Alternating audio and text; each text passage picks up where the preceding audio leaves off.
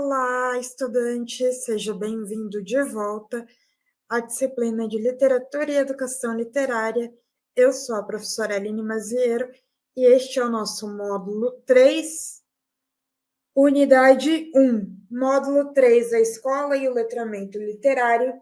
Unidade 1, a literatura e a formação crítica do leitor.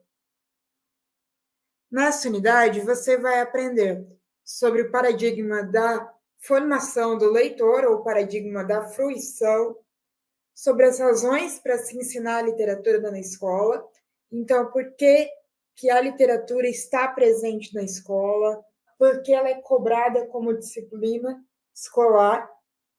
Quais são os outros objetivos ligados a gosto, entretenimento e ao ensino de literatura? E, ao final, nós vamos perceber que essa abordagem, a abordagem da formação do leitor literário, ela tem motivos para ser criticada. E por que ela precisa ser criticada e precisa ser repensada quando a gente for para a escola para dar aula para novos alunos. No nosso texto base, Hildo Cosson cita o exemplo do filme Sociedade dos Poetas Mortos, que com Robin Williams é um filme de 1989, que é bastante antigo, acredito que bastante conhecido. Ele ganhou Oscar, ele ganhou outros vários prêmios de cinema. O autor ele cita bastante assim, de que ele é muito usado nos cursos de pedagogia, nas licenciaturas em geral, para discutir exemplos do que é ser professor. Né? Por quê? Porque o professor John Keating, um professor de literatura, desafia as regras rígidas do ensino na década de 50 num internato masculino. E ele vai propor que os alunos eles leiam livremente poesia. Né? Por isso, ele vai criar uma sociedade, que é a Sociedade dos Poetas Mortos, em que os alunos vão até uma caverna, leem os textos que têm mais significado para eles. Né? Então, o filme ele usa práticas pouco ortodoxas e bastante didáticas para incentivar esse leitor a ter contato mais livre com os textos poéticos.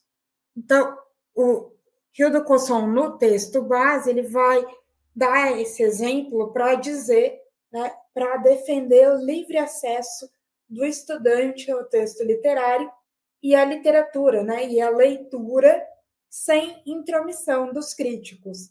Então, sem aquele padrão de gosto do que é bom, do que é ruim, que a gente já abordou nas aulas anteriores, que é frequentemente um papel, né, desempenhado pela escola. Porque os textos literários, como nos diz o Cosson, não são úteis como podem ser os textos técnicos, e a sua importância reside no fato de que tratam da condição humana, por isso devem ser lidos como experiências de vida. Nos textos literários, os leitores eles não devem buscar nenhuma maneira diferente de entender, né, como fazer alguma coisa ou como buscar uma utilidade prática, né, como resolver um problema, mas eles vão refletir sobre as suas práticas, sobre a sua vida, sobre a relação com o outro, né? E isso vai mexer com o leitor, isso vai transformar o leitor de alguma maneira. Né? Esse é o principal papel da literatura, né? O de nos colocar em contato com a alteridade. Outra questão que se coloca a partir do exemplo de Sociedade dos Poetas Mortos é o exercício da leitura autônoma, porque os próprios alunos, eles escolhem, né? É claro que aí eles já são alunos adultos, eles escolhem os textos que eles vão ler e o que eles não vão ler, né? E vão dizer por que eles escolhem, não porque eles fazem parte de um grupo de tarefas escolares, né? Mas porque o poema, especificamente, diz algo para eles naquele momento das suas vidas. Existem alguns momentos chaves deste filme, né? Eu recomendo muito que cada um de vocês assista. E um desses momentos chave é a dessacralização de uma leitura de Shakespeare, em que os alunos são instados pelo professor Keating a rir de uma passagem, e isso vai demarcar o quê? Que não existe nenhum autor acima, né? Que não existe o respeito pelo cânone, a questão da sacralização da literatura, dela estar presente numa torre de marfim, mas que ela está presente na vida cotidiana dos alunos e ela pode provocar riso, ela pode provocar emoções que não sejam só aquelas do homem superior, como a gente já comentou, falando de comédia e tragédia. Outro exemplo, né, outra possibilidade que a leitura de literatura traz e que o filme trata bastante bem é a possibilidade do leitor ele ter um ponto de vista diferente sobre as coisas. Então, o professor ele vai fazer os alunos subirem na mesa, ele vai fazer os alunos rasgarem livros. Né? Para quê? Para mostrar que a verdade e a ideia de aprendizado, ela está também ligada à interpretação, ao ponto de vista, à questão de que está mais além do texto, né? Também. E que a maneira de ler o texto, ela modifica. Tudo isso são alguns pressupostos, né? Que o Rio do Cosson elenca como parte integrante do que ele chama de paradigma da formação do leitor, ou paradigma da fruição, porque é este momento em que o leitor escolhe o que ele quer ler. Né? Mas aí a gente vai entrar num questionamento dessa nossa aula de hoje, que é a preocupação assim, o aluno ele já sabe escolher o que ele quer ler, né? Então são reflexões que a gente precisa fazer. Então, o paradigma da formação do leitor é um paradigma guarda-chuva. O que é um paradigma guarda-chuva? No qual se encampam vários outros paradigmas. Muitas vezes, ideias contraditórias vão estar também presentes dentro desse paradigma de formação do leitor. Então, ao mesmo tempo, né, em que ele vai falar de que a leitura ela auxilia na aprendizagem da escrita, ela vai falar que a leitura constante vai ajudar a criar um hábito de leitura, né? E vai também propor o manuseio de impressos como uma forma de você se acostumar com um livro, você gostar de ler, você perceber a materialidade, né, dos impressos e também questões de gosto literário. Então, questões do que é bom ou ruim e do porquê eu gosto de determinada coisa e não de outra, né? Todas essas abordagens de que eu falei têm em comum o ensino escolar da literatura. Então, essa proposta de que a literatura é uma disciplina ensinada na escola, que atualmente tem perdido um pouco de espaço. Isso não é bom, né? Mas no ensino de literatura como presente na educação escolar, desde a educação básica. Então, a formação do leitor para isso. Uma das propostas do paradigma da formação do leitor é o alargamento do rótulo de literário, porque conforme a gente já discutiu em algumas das nossas aulas anteriores, dizer o que era ou não literatura é uma forma de dizer o que é cultura em determinada época para determinado povo. Né? Então, a nossa sociedade, a sociedade brasileira no século XXI, tem algumas noções do que é literatura, E essas noções, elas são alargadas para trazer para a sala de aula vários textos que não são propriamente o que a crítica vai dizer que é texto literário, que eles estão mais próximos da cultura de massas, né, da indústria cultural. Mas esse alargamento ele é positivo na medida em que ele traz para o ambiente escolar uma grande quantidade de textos que eram antes ignorados pelos professores.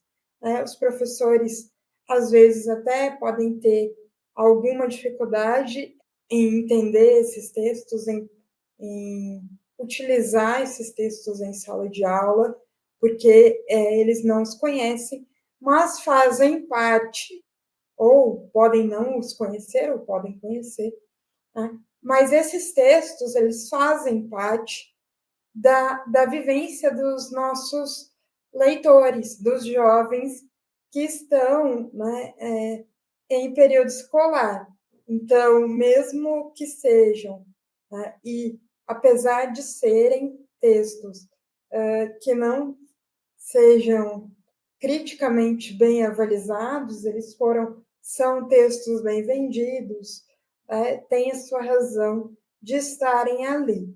E isso dá liberdade também para o professor, para ele poder usar outros textos que não só aqueles que a escola recomenda para as suas necessidades. Então, para trazer para a sala de aula e fazer e o aluno ler junto com ele, né, fazer práticas de leitura, alguma coisa nesse sentido de praticar a leitura em sala de aula.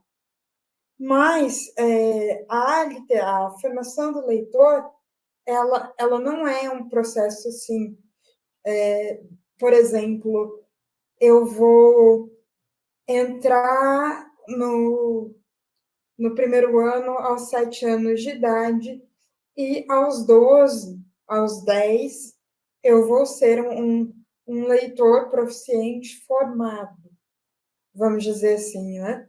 Não, o processo de formação do leitor é um processo longo, de vida toda, né? Então, o leitor ele começa a se formar por esse paradigma a partir do momento, né, pré-silábico, quando as crianças começam a ter o desenvolvimento cognitivo para formação de sílabas, até o momento em que esse leitor é maduro e capaz de interpretar e perceber as mudanças que um texto literário vai provocar nele, muito depois disso. Então, não é uma coisa que pela qual a escola seja completamente responsável. Nesse sentido, a própria escola, em consonância com algumas teorias da psicologia do desenvolvimento humano, ela vai propor uma segmentação na leitura para esses alunos. Então, textos adequados para alunos de 4 a 6 anos, textos adequados para alunos de 6 a 8 anos.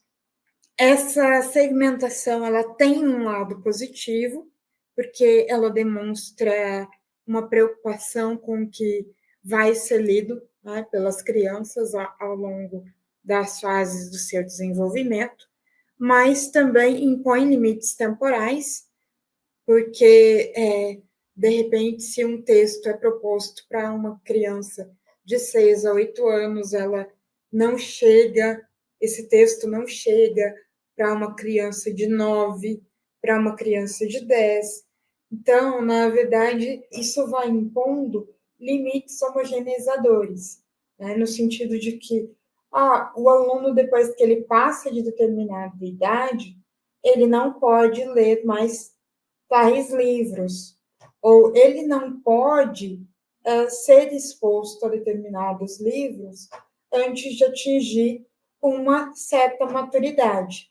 E isso é muito limitador no sentido em que a gente tem defendido desde o começo nessa disciplina que, por exemplo, os clássicos têm que ser oferecidos para os alunos em todas as idades, né? Por mais que eles estejam adaptados às vezes, mas assim, um texto, né?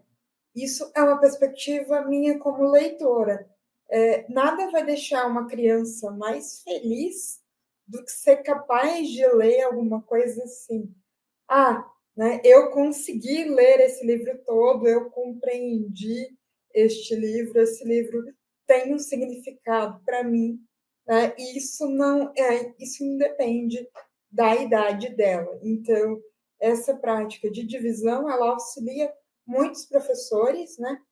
Na perspectiva de que você já tem um auxílio para fazer a curadoria, a separação de que livros vão ser indicados para determinada faixa etária, mas também vai limitar essa questão do pensamento, da criatividade, da possibilidade do aluno romper, né? E perceber assim, ser capaz de fazer algo que não se espera dele, né? Que é uma das grandes alegrias de ser criança na escola, né?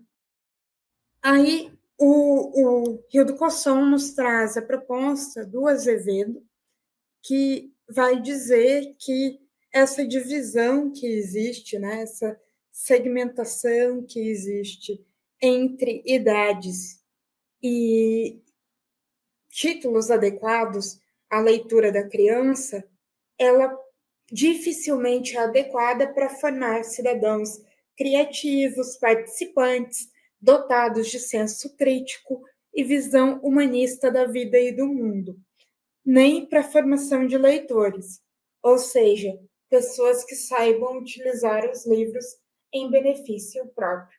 Então, isso vai ajudar a instrumentalização da leitura. Não vai ajudar o leitor, não vai fazer com que ele se torne mais proficiente, mais competente na leitura que ele executa, e não vai também ajudar a formar um leitor crítico, um leitor que vai dizer, nossa, mas eu li em tal texto que não posso agir de determinada maneira, ou né, eu consigo perceber né, alguma coisa que está errada na sociedade, porque eu li isso a partir de um texto. Né? E quando a gente coloca essa segmentação por idade, nós estamos também tirando a oportunidade da criança de ter contato com essa alteridade, né? Com a presença das dificuldades, com a presença, às vezes, de coisas não muito boas, não muito alegres. Né? E tudo isso ajuda a formar, né, o cidadão, ajuda a formar, a aguçar o senso crítico e a visão humanista. Então, quando a gente tira isso, nós tiramos também, né, um pouco a cada vez as possibilidades desses leitores, né, desses estudantes, serem pessoas mais críticas, mais humanas. Outra coisa que nos diz o Cosson sobre essa segmentação dos livros é que ela restringe o trânsito dos livros na escola. Então, os livros eles vão estar restritos apenas a alunos de primeiro e segundo ano. Então, às vezes, o terceiro e o quarto não vão ter acesso. Aí vai ser uma divisão em blocos que vai inibir a construção de percursos de leituras mais plurais. Então, aquela coisa de você tá lendo o quê? Né? Eu posso te indicar um livro que eu li, né? Às vezes a escola vai dizer, ele não precisa ler esse livro, porque ele já leu algo mais para a idade dele. Né? E isso tira essa capacidade da leitura ser agregadora. Né? Então, da mesma maneira, o Cosson fala, né, da questão de utilizar a perspectiva de que existe uma literatura infantil, uma literatura infanto-juvenil, uma literatura adulta, quanto na definição da literatura por rótulos, que foi aquela questão que a gente já discutiu também em uma aula anterior, que é a questão de pensar a literatura de massas, a literatura popular, então o romance policial, o romance de bang bang, né? Então ficção científica, né? Essa segmentação, né? E você dizer assim, eu só leio um tipo de coisa, ou eu só leio para uma faixa etária, isso é redutor, né? Para quem estuda literatura. A literatura ela tem que estar presente em todas as fases da vida e ela tem que buscar a pluralidade.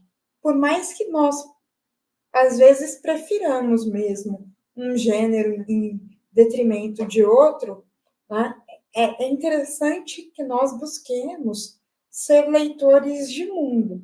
Então, conhecer um pouco de cada, né? Nos abrir para a pluralidade e perceber que não existe uma resposta pronta, não existe um modo de ser, um modo de ensinar a pessoa a gostar de ler, né? A criança a ter. O que a gente pode fazer é fornecer o acesso, é possibilitar esse acesso aos livros, né?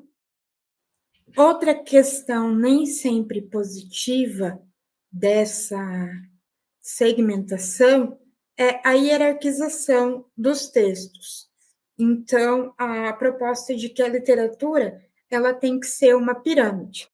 Então, você começa lendo textos de baixa complexidade e passa a textos de mais complexidade. Então, você ser capaz de ler textos mais difíceis, vamos dizer assim, né? E isso a gente já viu que também não se aplica, né? E, por fim, uma outra questão que as mídias digitais nos colocam todos os dias, que é a identidade entre a literatura e a escrita, ou entre a literatura e o livro, né? Então, a escola, ela geralmente, ela estabelece uma relação entre o livro e a palavra escrita, né? A literatura é a escrita sempre. E hoje nós vemos que os livros eles estão em todas as modalidades, né? Eles estão multiplataforma, eles podem ser acessados também por vídeo, podem ser acessados por áudio, né? Então, com os nossos alunos, nós não precisamos nos ater apenas ao livro como nós conhecemos, né? Como texto escrito.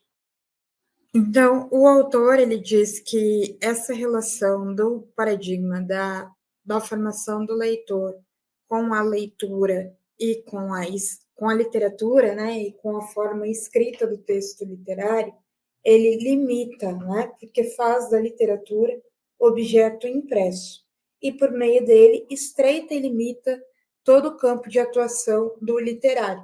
Hoje nós sabemos que nós conseguimos visualizar, né, que a literatura ela está presente não só no texto escrito, mas ela está também presente em textos sonoros, em textos fílmicos, em textos visuais, né, em textos audiovisuais. Existe a multimodalidade, né, que permite dizer que o texto literário ele não circula mais apenas como texto escrito. Então, essa é uma perspectiva bastante limitadora. A escola, no entanto, usa bastante essa premissa porque ela se interessa pelo caráter formativo da literatura. Mas esse caráter formativo vai muito além desse pragmatismo que a escola vê na literatura, né? Então, agora nós vamos expor e pensar um pouco algumas razões para que se estude literatura na escola, né?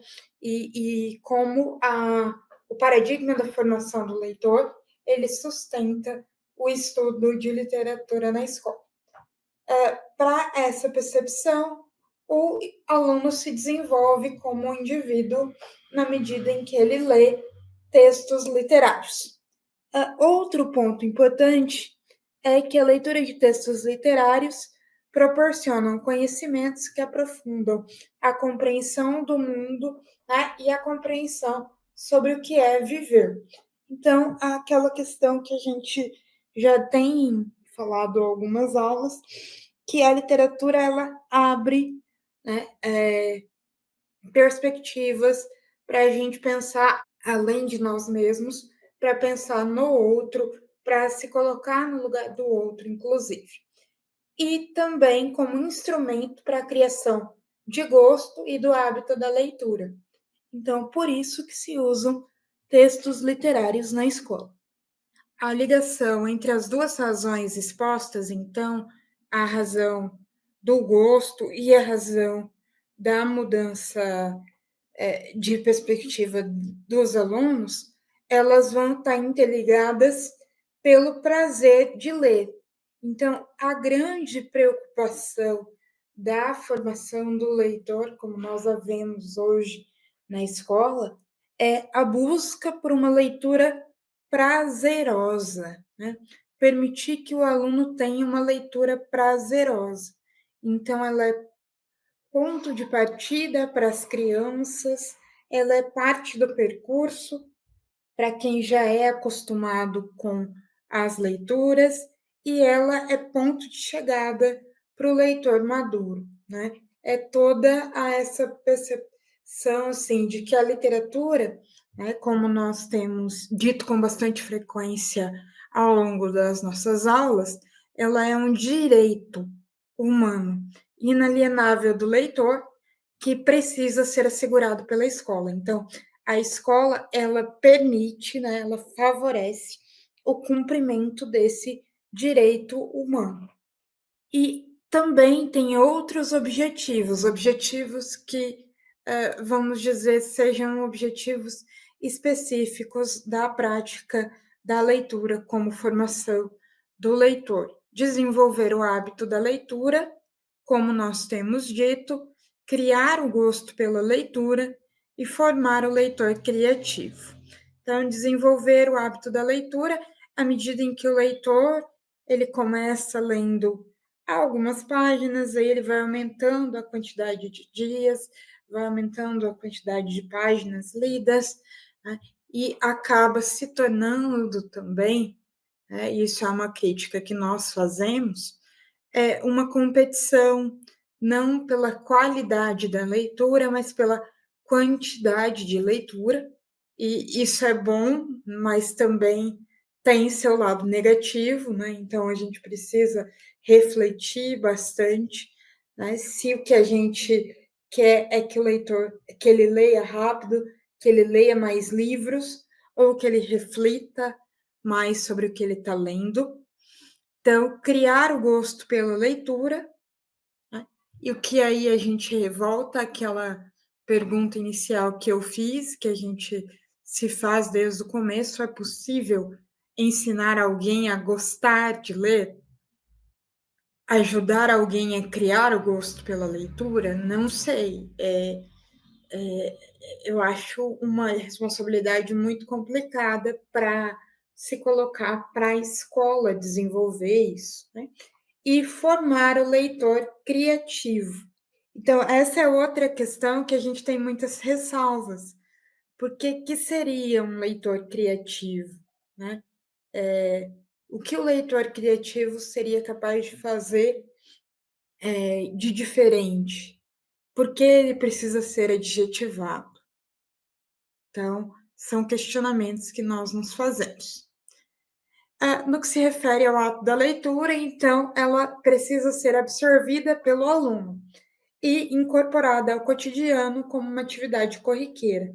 Então, é aquela questão, eu leio todos os dias uma certa quantidade de páginas por dia, uma determinada quantidade de capítulos, e eu vou adquirindo o hábito da leitura.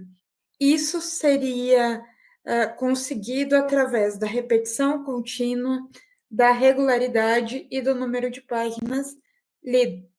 Porém, nos diz a Lajolo que, diferentemente de outros hábitos, a leitura ela não é como alguns, né, que se consegue pela repetição, né? Porque a leitura você está sempre lendo algo diferente. E outra questão que a gente também coloca, se for uma questão de simplesmente ler, nós estamos imersos numa cultura leitora, né? Mas nem sempre leitora de textos literários, né? Então, tudo precisa ser lido.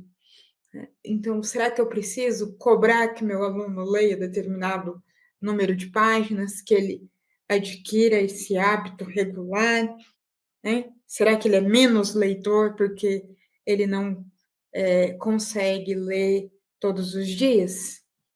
A questão do gosto pela leitura, como a gente já disse, está relacionada ao prazer de ler, né? Então, a ideia de que ler tem que ser gostoso, tem que ser prazeroso, tem que levar, assim, o leitor ele tem que querer ler aquele texto, ele vai sair dali divertido, ele vai sair dali animado. Então, por isso, a escola ela não pode impor ao aluno a leitura de determinados textos, mas respeitar o gosto do aluno. E se a gente voltar um pouquinho no tempo, essa é uma perspectiva bastante nova, né? Porque até muito pouco tempo atrás, durante a minha formação, por exemplo, nós tínhamos que ler obras indicadas pela escola, né? Somente, principalmente de literatura brasileira, com elevado caráter literário, crítico, né, de pensamento. Então, o gosto pela literatura ele pode ser entendido como uma disposição natural, então como uma inclinação dos estudantes a determinado tipo de comportamento, por exemplo, ele gosta de ler, ele tem algumas características que vão levar a gostar de ler, né? E como uma construção cultural. E como ele vai agir como uma construção cultural?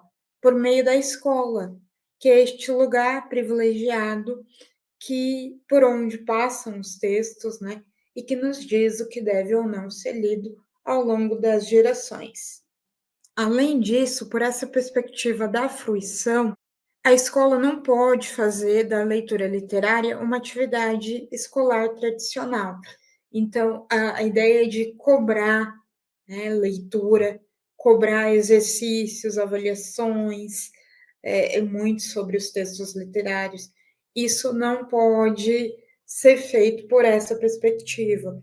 Então, o aluno ele só vai ter contato com textos de que ele gosta, textos que o interessam, e isso não vai prejudicá-lo ou aboná-lo de alguma forma. Isso não vai constar como uma avaliação, né? A leitura, então, ela não está submetida a tempos específicos, exercícios e avaliações. Ao mesmo tempo, a escola deve garantir acesso aos textos e ao tempo para a leitura. Então, a escola, por essa perspectiva, deve permitir que o aluno tenha um tempo para ler, que ele seja levado até as bibliotecas, que os livros cheguem até ele e que ele tire um tempo, né, das suas atividades escolares para ler. Deve-se pensar também na apresentação de textos que tenham diferentes visões de mundo em uma linguagem estética. Então, apresentar esse aluno para outras visões que não aquele tem ou traz, né, de casa. Assim, né, a escola vai fomentar ao mesmo tempo a crítica e a criatividade. E isso é uma questão que a gente tem que pensar, porque que a gente se colocou desde o começo, que é a passagem da quantidade, né? Então, eu estou conseguindo que meu aluno leia 3 livros por bimestre, 2 livros por bimestre, será que me interessa que ele leia mais de um livro por bimestre? Né? Será que não era melhor que ele lesse com qualidade, que ele fosse capaz de interpretar, que ele fosse capaz de perceber os movimentos que estão presentes ali, né? A linguagem que está sendo utilizada?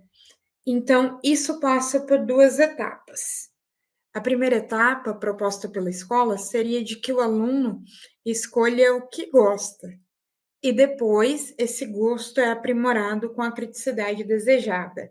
Então, depois, a escola iria apresentar os mesmos textos literários que ela já apresenta, só que ela ia considerar que esse leitor estaria mais maduro para lê-lo com qualidade, vamos dizer assim. E com isso, né, nós podemos perceber que superpõe-se os interesses do aluno, né, o aluno lê o que ele gosta, e o da escola, porque a escola vai ensinar o aluno a gostar do que ela gosta também. Né? Então, essa ideia é de ir moldando o gosto do aluno, né? Até o ponto desse gosto ser o mesmo daquele que estava previsto de início. Né? E aí nós temos a grande ressalva que se faz desse paradigma, né? É um grande problema, como nos diz o Cosson, que é o apagamento do caráter social da leitura e das condições de letramento que cada ato de ler revela, porque cada leitor é diferente.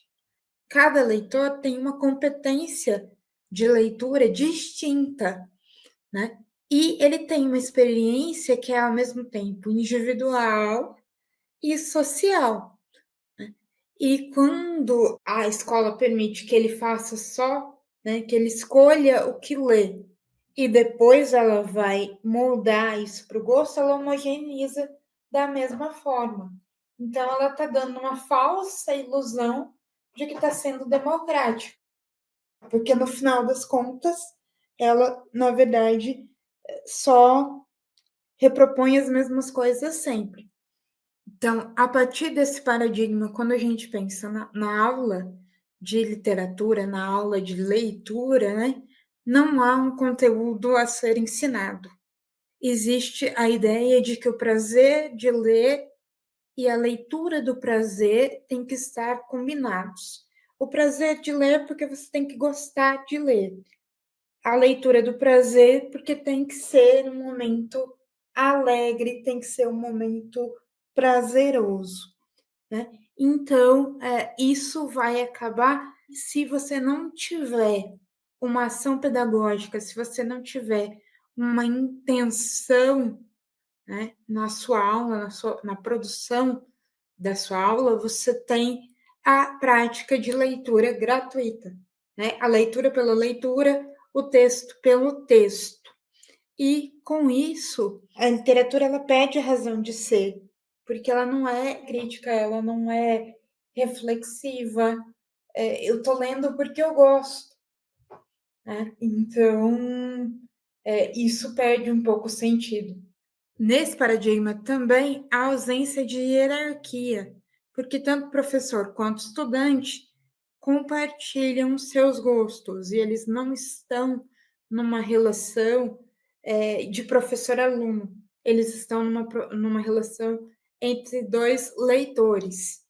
Então, os critérios de avaliação desses textos literários, eles não incluem, muitas vezes, os saberes literários, os conhecimentos sobre a sociedade, sobre a forma literária, sobre maneiras de ver o texto literário, né?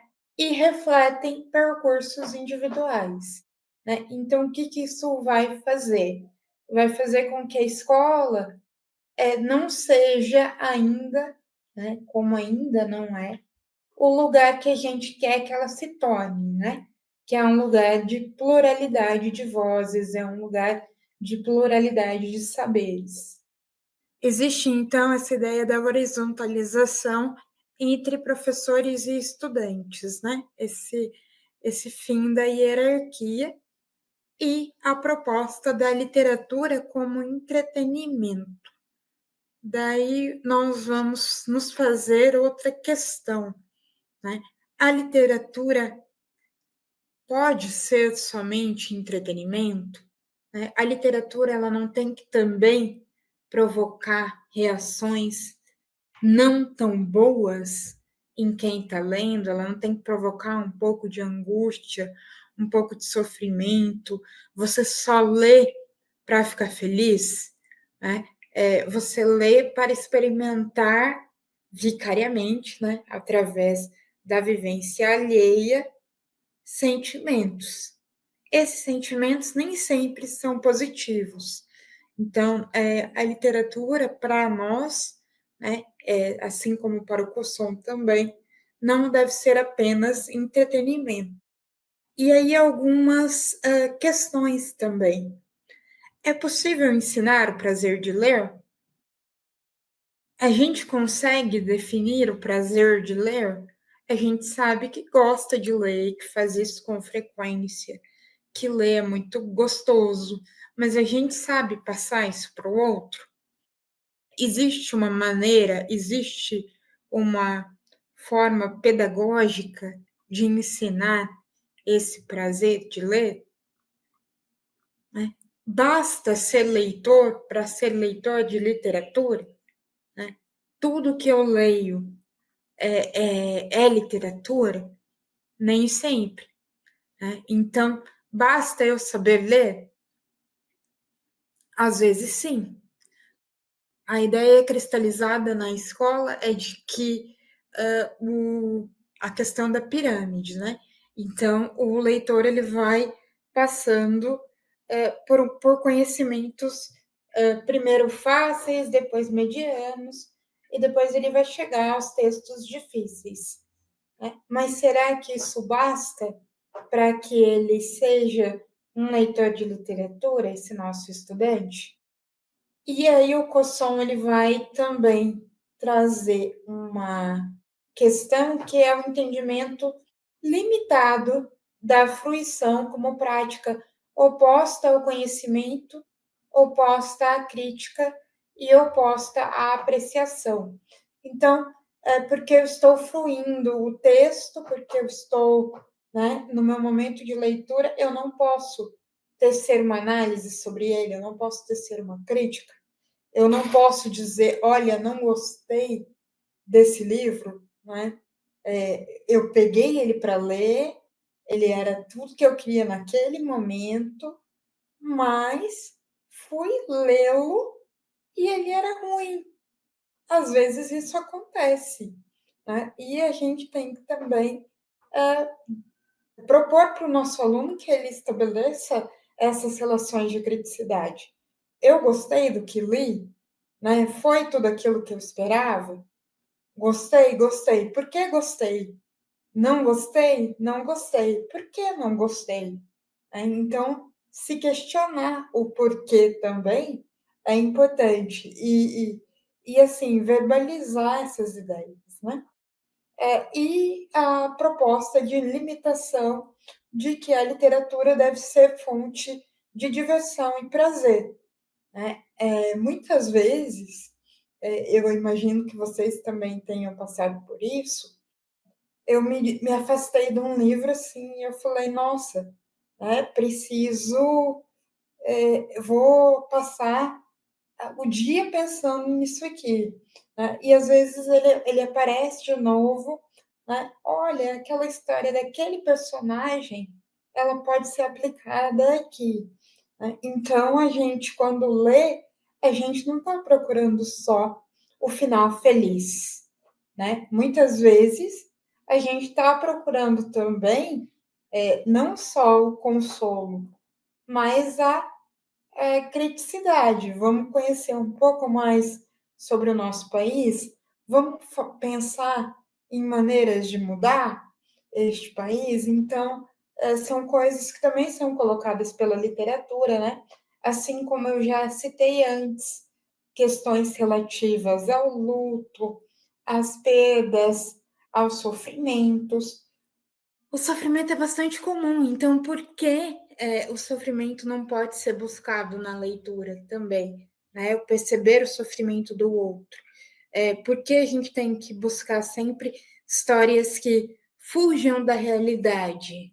Nem sempre nós estamos buscando algo prazeroso. Muitas vezes a gente está buscando uma outra perspectiva de vida, está buscando conhecer a realidade que nos cerca, né? Tá buscando consolo ou não, né? Às vezes a gente quer ser desestabilizado. Tem texto que nos tira o chão, tem texto que nos tira o chão. E esses textos são bons, né? E são bons também para os nossos alunos. Então, essa ideia da conformidade da literatura é muito ruim, né? Da limitação. E aí, para finalizar, eu trago uma citação do Cosson que vai ficar de reflexão até a nossa próxima aula, né? Para pensar para que serve a literatura e como a gente tem abordado ela na escola. A literatura, porque trata do ser humano e de sua existência, permite e demanda um amplo espectro de respostas, que variam em função do leitor, do texto, do contexto, do intertexto e das demais condições de tempo e espaço em que a leitura é efetivamente realizada. O texto literário não apenas consola e conforta frente às adversidades da vida, desenvolve empatia, amplia o conhecimento de mundo com novas experiências e fortalece identidades. Mas também questiona, gera angústia, resulta em melancolia e desaloja o leitor de suas certezas. Assim, a leitura vai muito além do entretenimento, do lazer e da diversão, predicados que são aceitos, então, pela teoria da fruição e que têm sido cada vez mais utilizados, né, nas nossas aulas de literatura ou sobre textos literários. Com essa reflexão, eu termino a aula de hoje. Essa é a nossa referência. Vejo vocês em breve. Até mais.